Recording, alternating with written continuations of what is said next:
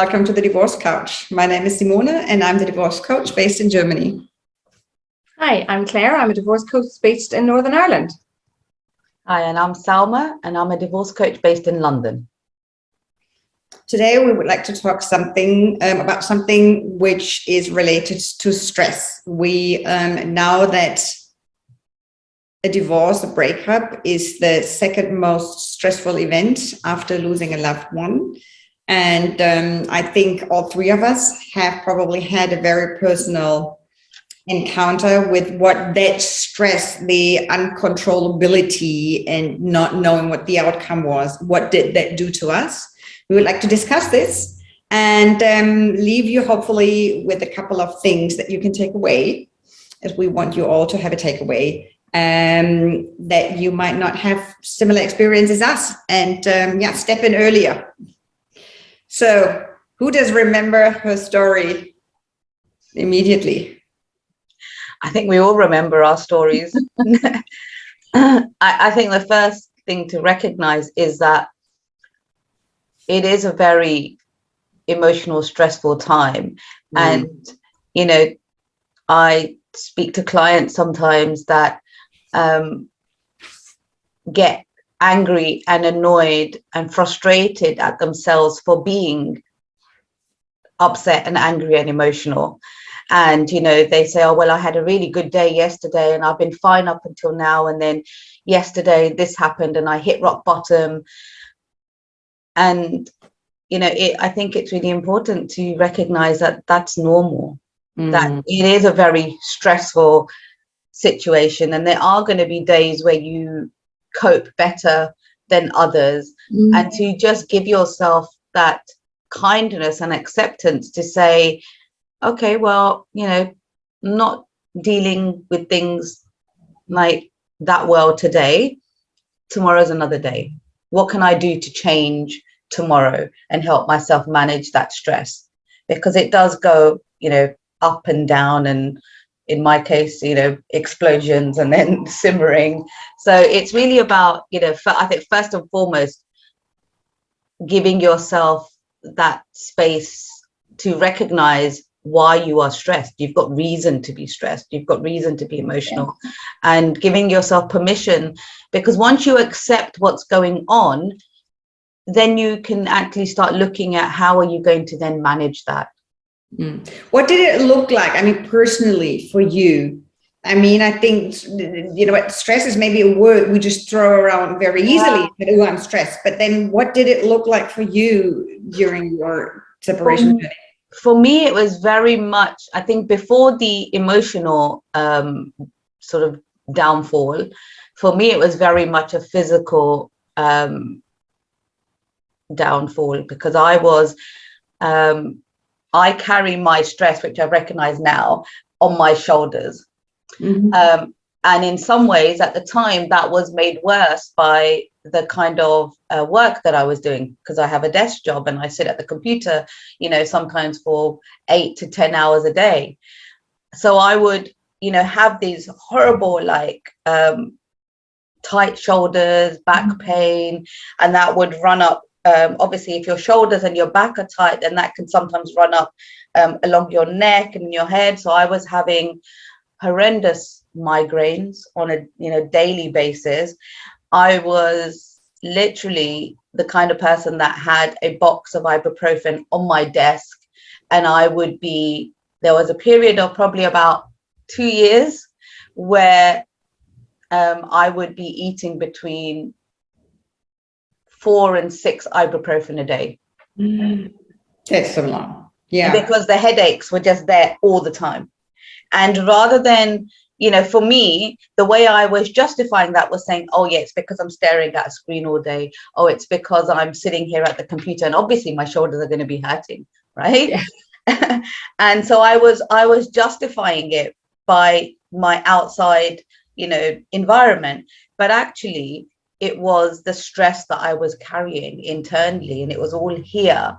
And I think once I recognized that, I was able to do something about it, rather than just accept it and think, well, yeah, of course I'm going to have tight shoulders. Yeah. Because, you know, I'm sitting at computer all day. And of course my head's going to hurt because I'm staring at that screen, you know, but what am I doing about it? Yeah. I had paracetamol everywhere. I had paracetamol in the car. I had it in my bedroom. I had it in every handbag. I had it in some coat pockets. I had it in the kitchen, because for me, there was the headaches. I'm very migraine prone, but actually I find for me, it was my back. I have my hip and my lower back are not great. And I'm a nurse. So I think most nurses, if any of you listening are nurses, it's very hard to be a nurse and not have a bad back. So I defaulted storing stress physically. And I honestly, I think I funded a villa in the south of France for my chiropractor, my physio, different physios, because I went to get the help. But the underpinning thing was the stress of what I was living with. So it was almost like, for me, I needed to get through the whole process. And to be honest, a bit out the other side before it began to settle down. And one of the things before I left would have been my sleep. I had very poor sleep. It was like my brain was wide awake. And so when you are not sleeping and your body is not resting, you then pick up pain more. And the thing is, a lot of this I knew, what I didn't understand at the time was that the physical pain was the outworking of my stress.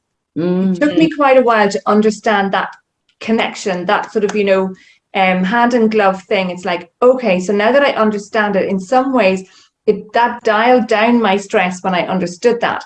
So for any of you listening, I would be saying, look at your physical world and just start to notice, is there anything going on that you happen to feel on a regular basis, whether it is an ankle injury that's flared up, or whether it is back pain or headaches or eye strain, and start to notice, is it a regular thing? Because maybe this might be how you store stress. Yeah. And when you understand that that's what it is, it makes oh my God, what is it? Or what do I do about it? Because I probably went into the overthinking of, I need to see the physio, I need to get in. What do you mean there's no appointment? And that was my way of dealing with the only thing that I could control in this journey, because at that time I had a new job and I was starting a diploma. So, and I hadn't studied in like 15 years. So my brain cells were getting a well and truly de-dusting. But what I know to be very true is that when I have a lot of stress, it's not the thing that causes the stress. The feeling of stress impacts how I cope with everything else. Yeah. So overreacting with the children or losing the car keys was like the biggest drama in the world, even if I had an hour to get to be somewhere. So it impacted how I responded. And then I was disappointed with myself because I didn't respond in the way I normally did. And yet I didn't seem to know how to change it. So for me, the outworking of stress was physical first, and then it offshot into all of the other things. And it's been quite a journey understanding it and learning it to be at a point where life is an awful lot more stable now. And yes, I still have aches and pains the odd time, but certainly, when I think back to how many packets of paracetamol I used to buy and have, it's just... I'm still the first person people come to in my family and friends if they need, a paracetamol or ibuprofen. If we're out somewhere, they will still come to me first. And they're quite surprised now when I look in my bag and I'm like, oh no, I actually don't have any. I got me today. And I'm known as the pill popper. Yeah. So before we go into, what helped and the connection, I want to throw in my story. And I'm quite surprised that we are all headache people. With me, it was different in a way that I jumped over the whole headache. It went straight into TIAs. I had these transient ischemic attacks, and which the worrisome thing about this is what happens is I lost access to my speaking. So, or what happened is my kids would be next to me, and I can just. I remember. I mean, I had a swelling in my brain when I was pregnant, but then we thought it's gone. And then while I was in such an intense breakup, what happened every now and then, I don't know what it was. It just happened, and I couldn't access words. So then my kids would ask me something, and I could speak, but I couldn't access the knowledge behind it. And that was very scary, of course, for my kids to experience. And what was the worst thing is because my ex-husband applied for custody, which was obviously he didn't, with the way we had set up our life, that wasn't an option. But because I now was in A&E regularly, I was so scared I'd lose my children, because, I was so scared he'd use it against me, because, clearly you're an unfit woman. And fast forward, it's gone, and we don't know what it was. And I remember one thing is, I saw a lot of neurologists, and they could see this white matter in my brain. But then he said, okay, but and I said, do you have stress? And I said, yeah, I'm going through a divorce. He said, yeah, no, not that kind of stress. So I think I would like to also Wow. What kind of stress? Is I think that it is maybe not understood how stressful divorce is. I mean, he was Obviously. and terrible. And yeah, no. And that was really, I think that's very important. Become aware of what you are actually going through is terribly stressful. And last night, in preparation for today, I came across something that would explain exactly what we are all or what we have experienced, is that the stress factors are unpredictability and uncontrollability. Basically, if we're in situations that we cannot anticipate, and the uncontrollability is the outcomes that we don't know, that is where the stress comes in. Yeah. And it probably, if we're not aware of it, and this is why you, Selma, and you, Claire, we all had the headaches and we went straight to the tablets. But you know what? Once all of you is out there, now that you know, there is something that you can do about it. Yes. So this is our story. So let's jump over to what is helpful after you've all been aware of it. And one of the aspects that Claire touched on earlier was the importance of sleep. Because I think for many of us, the first thing that goes out the window is, I hear people say this all the time, I just can't sleep at night. Yeah. And I know what I was doing now when I reflect back. I couldn't sleep. But part of the reason that I look back at now is because I had at the time a TV in my bedroom. So I'd settle down in the evening, after having done everything, I'd put the TV on and I'd start watching sort of trashy TV. And what I was really doing was deflecting I didn't want to think about my problems, so I would put on something really trashy. I mean, not to offend anybody, people might like the Kardashians or Made in Chelsea. At the time, those were my go-to, because they all came on after 10 o'clock, and sometimes I'd be watching TV till about 2-3 o'clock in the morning. Mm-hmm. And all I was doing was actually sort of hiding, because I was scared that if I turn the TV off and I close, be in darkness, then I'm going to be forced to think about all of the things that I don't want to think about, that I don't want to focus on. And this became a vicious cycle, because at the time I was in an office job, so I had to be up at 6 o'clock in the morning. So I was like going to bed at 2-3 o'clock in the morning, still waking up at 6, going to the office, spending a day at the office. And so obviously, at some point, I'm going to be so tired that I'm not going to be able to deal with the normal challenges that come, in addition to the extra challenges that I'm trying to face. And I always sort of compare it to, a little child. When we watch our children, my children still do this sometimes, but when they're younger, when they're tired, when they're hungry, when they're sort of overwhelmed, they have tantrums. And it's going to be no different for adults. Okay, we may not have tantrums in the same way that I would expect my 3-year-old to have. I'm not going to sit on the staircase and scream until I'm blue in the face, even if I'd like to. But as an adult, we get conditioned that, okay, that's not acceptable. But we still have to express that stress, still has to release itself. So it ends up releasing itself in what we consider to be acceptable adult ways. What do you think? What do you think? I mean, if we I like the comparison with our children, depending on what age, what do you think they need? So do you think at that point it would have helped if you would have allowed yourself at that moment at 2 or 3 o'clock at night? I mean, some very raw emotions, you know what, I hate this. And I mean, hate is an emotion that very often we are not allowed to feel, right? You know what? And I think at night when the subconscious really comes on and you have these really raw reaction and resistant emotions against what is happening now, do you think it would help to just allow yourself and sit with them? And I said, okay, well, here we are. You have every right to feel all these really extreme emotions that usually you probably tell your child, don't be in such a rage. But then maybe we just have to acknowledge them. What do you think? Yeah. I mean, I think the first thing I should have done is not try to hide behind hours of, of TV. And, maybe, if I think, people say, well, I can't sleep. But I think the idea behind that is, okay, I get it. You can't sleep because there's a lot going on.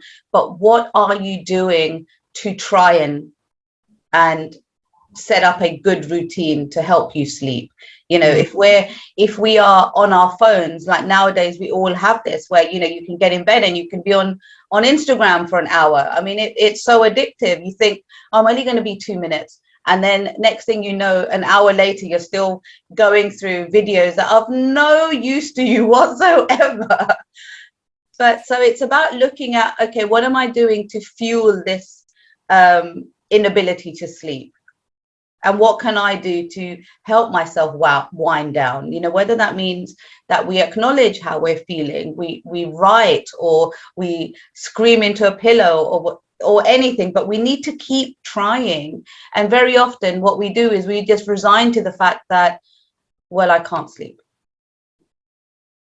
Claire, you're a nurse. I've just been to a pharmacy, and I wonder if melatonin, is that how you pronounce it? Is that something that you'd say, you know what, if it is really difficult, especially at the beginning, is that something that you'd say, yeah, that's okay, take that to ease yourself into sleep? Well, in the UK, we don't have melatonin.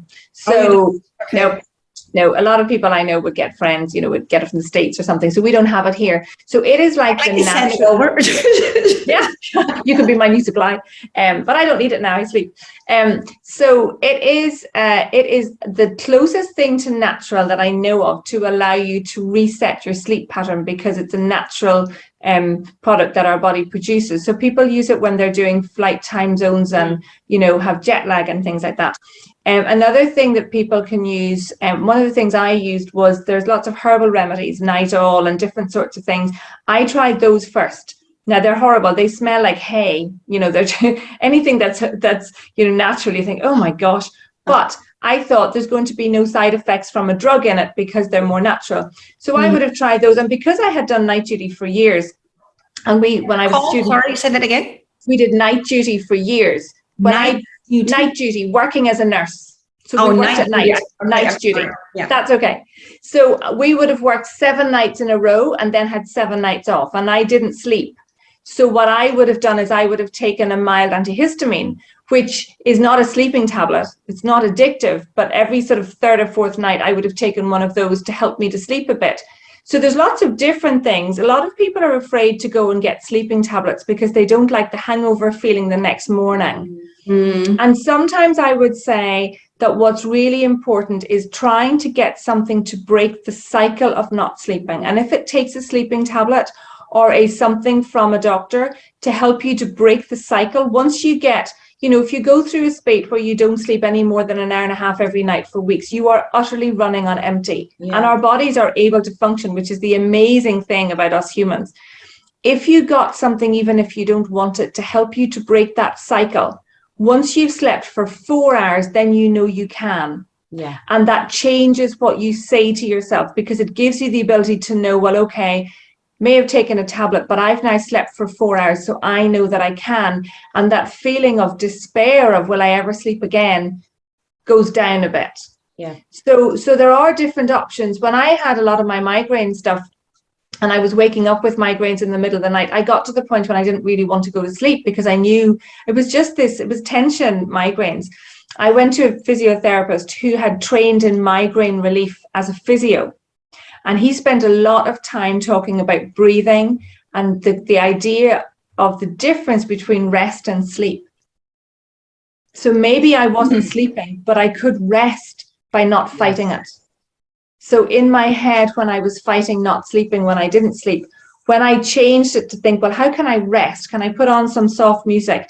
Can I put a soft light in the corner if I'm not wanting to be in a dark room? What does rest feel like or look like? Because if our bodies have rest, we can cope better, even if it's not sleep. So sometimes we say to ourselves, I'm not sleeping, I can't cope. But we can cope with other things other than actual sleep if we don't have a choice because we're not sleeping. So drinking plenty. One of the biggest reasons for tiredness is actually dehydration. That's the simplest thing. Yeah. And becoming aware on a divorce journey, because you're impacted by so much that you can't control. You know, you don't know what your other half is going to say or do. You don't know how your children will react. I mean, there's so much we don't know. If we can manage to look at the things that we can do, that we can control, that will help us to be the best physical shape that we can, taking plenty of fluids, and that doesn't really mean Diet Coke. No. Preferably water-based.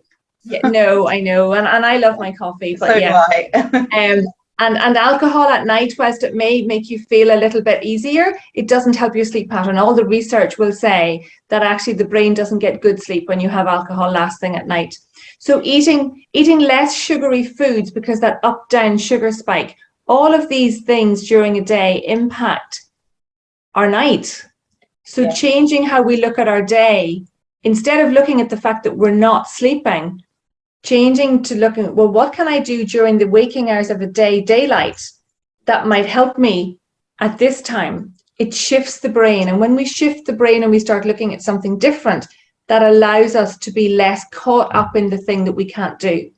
So those are just a few sort of things to think about. So, Simone? We are now very, easily in the mindfulness, right? You know what, because stress is about the future, right? You know what, there's now all these thoughts come up, and I remember, and I still do, when I go into these thought loops, and they call it now rumination is the word of the hour currently. I hear it everywhere. You just don't stop. And I love the idea of just saying, stop. How am I now? And this is such a powerful question, because basically it says, okay, for now, how am I now? Am I safe now? Now, me in the bedroom, me in, I don't know where I am. And I'm trying not to think about the future, because I don't, I cannot predict the future. And what is past. So then I love the question, the mindfulness, how am I now? Look around you. You're safe. You're at home. Put your 2 feet on the floor. Now, at this particular second, you're safe and you're okay. And I love that. I just about how am I now? You know what? And what I do now is when I go into this thought loop, I have voice memos. I just try to get them out of my head immediately, because I know I will not remember them tomorrow, but I know that they're important thoughts. And then I have a most hilarious thing when I kind of like slur and whisper into my voice memo thingy, but it's out of your head. And ask yourself, mindfulness, how am I now? What's happening now? Really, earth yourself with this particular second. And if you do a quick Google, there are lots of grounding techniques that you can sort of start using and see, like the 5, 4, 3, 2, 1 technique, or there's a number of different. Explain that. What is that? So it's just about, when you get that sudden, moment. Sometimes, I remember for myself, it would be the stress would just come out of nowhere. Like you're just going about your day, and suddenly something the thoughts start, coming up again. And, it sort of, if you don't stop yourself from going down that rabbit hole of, okay, but then this could happen, and then this could happen, what's going to happen? If for me, it would become quite a, from a very small thought to what felt like a massive sort of, I don't know, cloud of like negativity. And then I would carry that throughout my day, and, very possibly, throughout many days.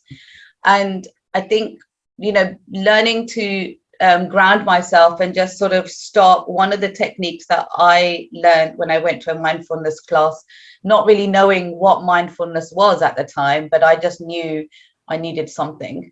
And, it was about sort of the thing that I practice even now is, it always stuck with me, was how often do you actually make yourself aware of how you are putting your feet when you're walking, right? We just do it. And I thought, well, that's a bit, weird. But now what I do is sometimes when I'm walking to the bus stop in the morning, I will pay attention to how I'm walking, how it feels to put your feet on the ground. Am I putting them down, flat? Because I have a tendency when I'm in a hurry is not even to sort of walk properly. And I think just sort of concentrating on these unconscious things that we do, because we all know how to walk, right? We all know how to breathe. Okay, but are we breathing properly? How is our breathing at that moment in time? How are we walking? Are our shoulders back? Just to be aware of the things that we are doing to sort of almost fuel that stress. Because, if you look at somebody who's feeling stress, they're going to be, there'll be certain physical attributes that they're displaying, whether that is sort of, your shoulders are drooped and your back is arched, and, like I used to get a lot of stress in my face because I was clenching my jaw, and then I would suddenly think, oh, why is this aching? Because I'd been like sort of clenching my teeth for possibly hours without even sort of recognizing that I'm doing it. So I think just to be aware of these little physical things that we start doing in order to manage that stress, because if I'm clenching my teeth, it's because I'm trying to manage something that's going on in my head that I don't want to address. So, to be able to suddenly recognize that, okay, why am I clenching my teeth? I know that's going to start hurting in a couple of hours. What am I going to do about it? To stop. And the 5, 4, 3, 2, 1 technique is just about, stopping, because your brain can't think about two things at the same time. We might think we can multitask. I genuinely can't. I mean, the amount of glasses I break on a weekly basis. And there is, to think that when we are focusing on, I think it's 5 things you can see, 4 things you can hear, 3. I just wrote that down actually. Let me just tell it. 3 things you can touch, 1 thing you can smell. It's to do with the 5 senses. Yes, 5 things you can see, 4 things you can feel, 3 things you can hear, 2 things you can smell, and 1 thing you can taste. Because all that is really doing is focusing your mind away from focusing on the negativity that's going on in your head at that moment in time, or the stress. So I feel that it's a really slow journey, even regulating your sleep, or regulating your eating, or regulating the mindfulness. We as human beings think that, oh, I'm going to do that once and I'm going to be fine. And, why isn't this working today? This is like, we're so impatient as human beings. And I think it's about recognizing that this is an ongoing journey. Yeah, it's a marathon. This is not a sprint. What practice the most basic. The things I learned on my divorce journey. The things I learned on my divorce journey in relation to stress and how I store stress, I am bringing that, I'm changing my career. I'm doing lots of stuff that's creating a whole other different level of stress and overwhelm. Yeah. And I now know what to look for. I know what I can do about it, because the divorce journey having taken the time to figure it out because I had to. I have pulled all of that stuff to now. So once we learn how we operate, we can bring this forward to the other things in life that we don't expect and we don't know what's going to happen. And we then have tools that we can use. So the powerful thing for all of you listening is, what can you learn about you now that you can bring into your future? Because as you say, Simone, it's a marathon. Life is a marathon. Yeah. Yeah. And whatever, they have now found out that the more stress we encounter, it sensitizes more stress in the future. Mm-hmm. So you know what, if we don't break free and break out of it, and it just continues and accumulates, it will then set us up for the next stressful event that happens in life. And like, boy, life is stressful. Yeah. There will always be something else coming up. No. Yeah. So we are almost at the end of our episode. Any last words? I think what was a game changer for me was to stop using the word stress. And even now, I look at it as challenge, because there's going to be, like you said, life is stressful, right? Every day there is something. You might miss the bus. Like that. Yeah. You know? And now I've really worked hard to say, well, actually, okay, this is a challenge. Because just the change of that word, you know, a challenge means to me, because it may mean different things to different people, but to me, when I'm faced with a challenging situation, I need to find a solution. And I feel that when I say that, okay, this is really stressful, to me, it's almost like, yeah, it's stressful. You know what? Deal with it, live it, you know, like ride it out. Whereas when I suddenly see it as a challenge, it's like, okay, this is challenging. What am I going to do to like beat this challenge? Yeah. It's much more inside out. Stress sounds like it's basically an external force. Yes, it does. Yeah. Coming onto you, whereas the challenge immediately felt to me like, oh, but this is something from within me, right? Yeah. So something, you know, Claire, what would you add to this? I think taking the time to actually listen to your body. I think stress is stored physically in every person. It just outworks in different ways. Whether you react much stronger, much faster, maybe that's how you outwork stress. But even that in itself can have, you know, massive impact of the highs and the lows of the emotional strength of what we have. So recognizing and taking the time to go, well, how does stress affect me? Learn about who you are, because when you learn about who you are and how you are impacted in the world around you, you have the ability to change that. And that's really, really empowering and really important. And we're all different. Yeah. So basically, this is the beginning of the wrap up. Is, you know what, stress is a description of something that you experience physically. When you're stressed, it's something that Claire just said that will show up, whether you are not sleeping or whether it manifests itself in migraines or headaches. That is how the body now stores the circumstance. Stress in the future, exchange it with the word challenge. And that's the moment you've got to pay really attention, as a divorce journey is nothing that will be finished in a month or two. It will take time. So if you see that your body is giving you signals, this is the time now to go to your basic behavior that are within your control. And this has a lot to do with mindfulness. Be aware of what is happening.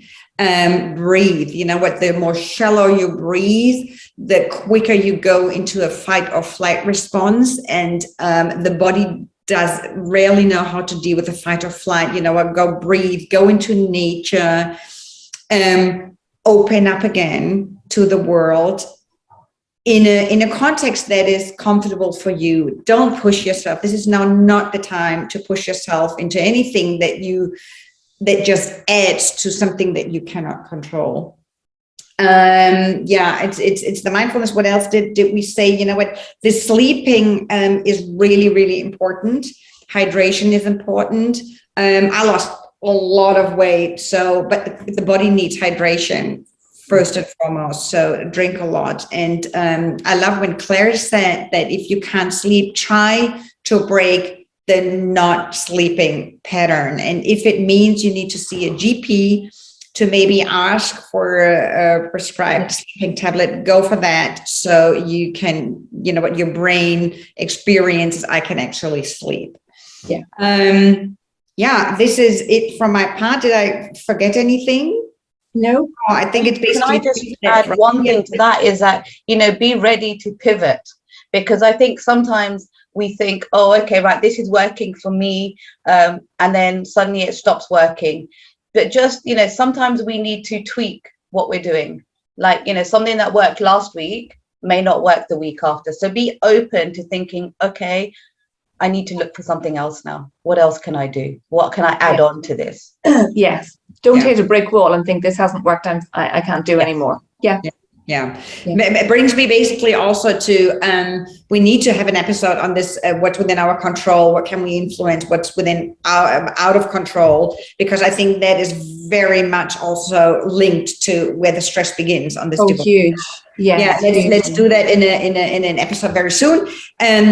We love you. You watching this episode means that you are aware that you want to, take on this challenge, change it, tweak it in a way that you can survive. So bravo for you. Big clap. Thank you.